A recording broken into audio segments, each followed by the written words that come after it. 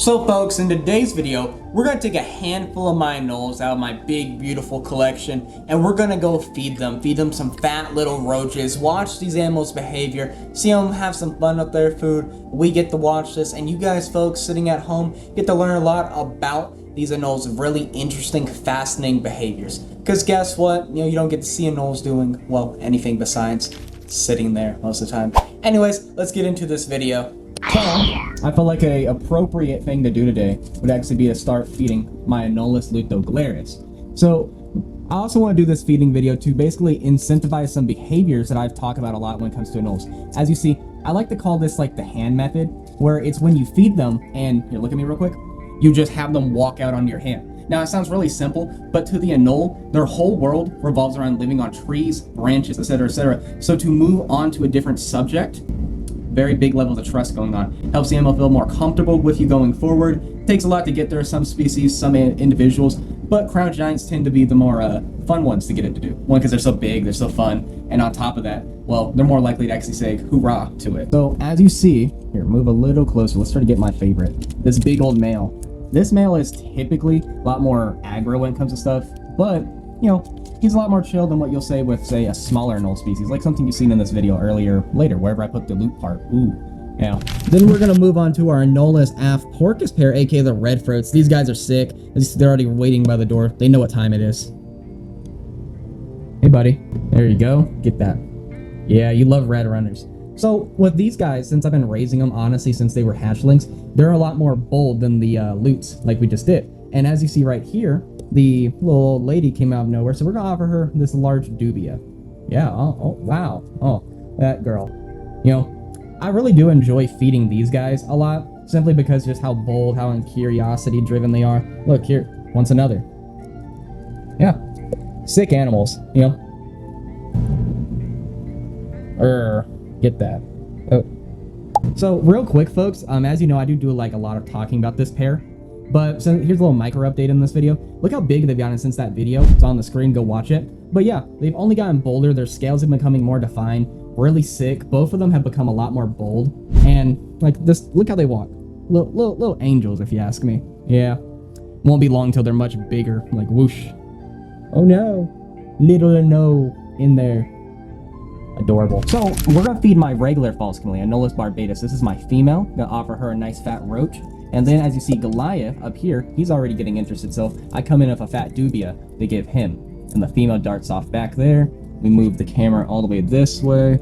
And, he's just going to slowly roll this. So when it comes to the Chameleonis clade, in the wild, what they're going to do is crush snails. And how they'll do that is they're going to bite them, crush them, and then roll them around in their mouth, like what we're seeing here.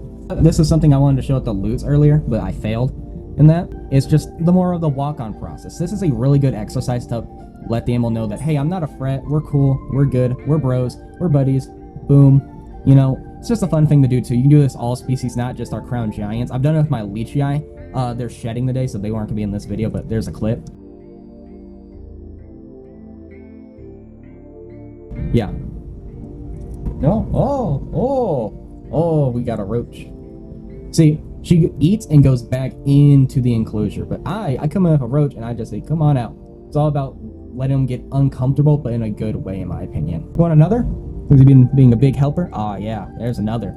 So also in these videos, don't take this as like an estimate of how much you should feed them, because for this species, for example, the Cuban False Chameleon and Anolis barbatus, they're really good at the whole camera thing. I've had them the longest, so they've gotten really used to this whole cameraman action stuff, whatever. Where with the lutes, they'll eat a lot more till the camera comes out. My Various, same thing. A lot of these Anoles I've not conditioned them to the big fat, $500 camera yet. These guys, they honestly acted like it never changed. Yeah.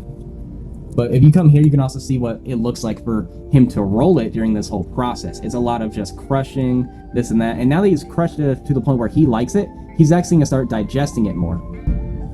You see that though? They have a black and white tongue, like here you go.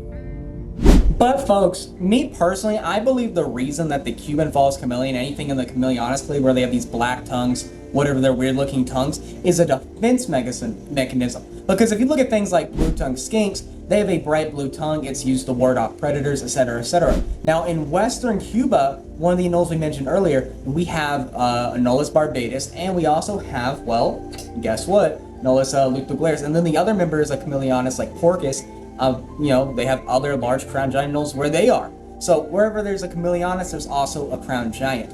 So if you think about that, crown giants, they go ahead, they eat pretty much anything that's smaller than them, and especially a younger, smaller false chameleon, like you saw with this little porcus, they're a prime time snack. So I believe one of their defense mechanisms is to basically puff out their back ridge, extend their dewlap, and then they go like crazy style with the tongue, and start trying to scare off whatever's coming at them at their way. That's what I believe, and seeing these animals with how long I've had them, I've seen a lot of interesting behaviors that do support that. Sorry they're not on recording, because 9 times 10 it's because the animal's spooked, scared, and I don't want to record that, so yeah. But yeah, anyways, if you like this video, let me know. Sorry for the camera quality, it's a little awkward with filming with a buddy who doesn't know cameras that well, at least with this camera. And we bought a stand so it'll be easier to get this and all this and that, and also lights. It's just enclosure lights, and then outside of the enclosure, it's always annoying trying to get like a perfect thing. We're working on that. It'll be fixed soon. Anyways, in the video, like it, sub, like, share. Go ahead and watch this video on the screen if you want to, dive into the raw Anoles pipeline.